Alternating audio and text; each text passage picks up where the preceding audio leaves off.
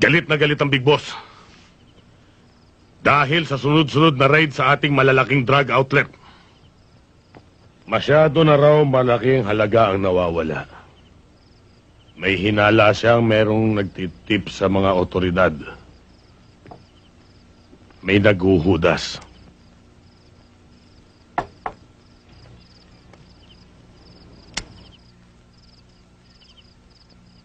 Inutos niya maglaylo muna tayong lahat habang mainit pa ang sitwasyon.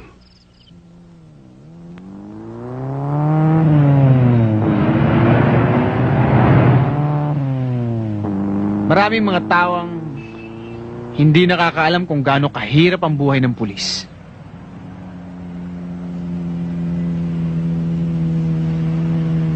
Tingin nila sa pulis pare-pareho. Paano marami rin salbahe sa mga parak eh? Totoo yun. Pero marami ding mga mabubuti. Totoo rin yun, pero bakit sa gobyerno natin, di ba? Meron din nun. Kaya lang tama yung sinabi mo, hindi lahat.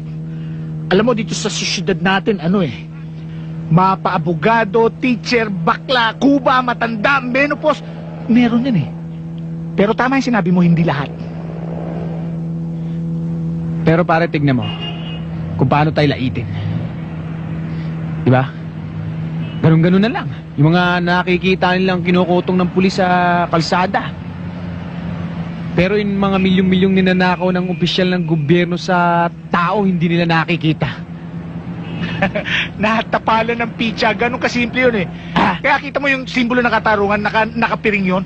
Kumisang bingi yun eh.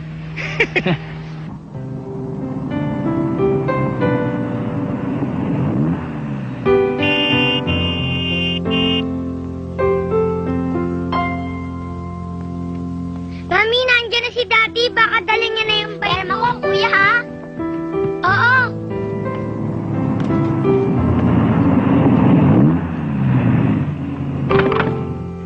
Daddy! William! How are you? Daddy! My little princess! Corin! Corin! Corin! Corin! Did you miss me, ha? Naalala mo ba ako? Yes, Daddy.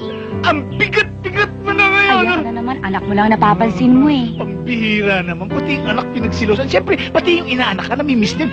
Puro ka kalokohan.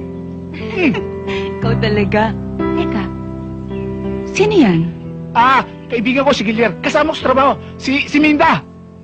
Miss ko. Basta, Hi. Daddy, yung pinapabili ko sa inyong bike, dala niyo ba? Siyempre, makakalimutan